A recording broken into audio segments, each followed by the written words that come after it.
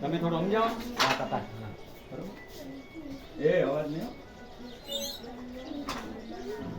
છોકરાઓ કેટલું ભણો છો બધા?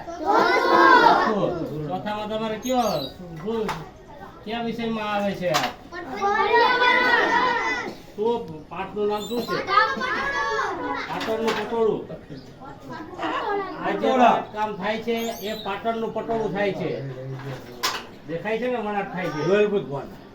આને ડબલ એક જ પટોળું કહેવાય.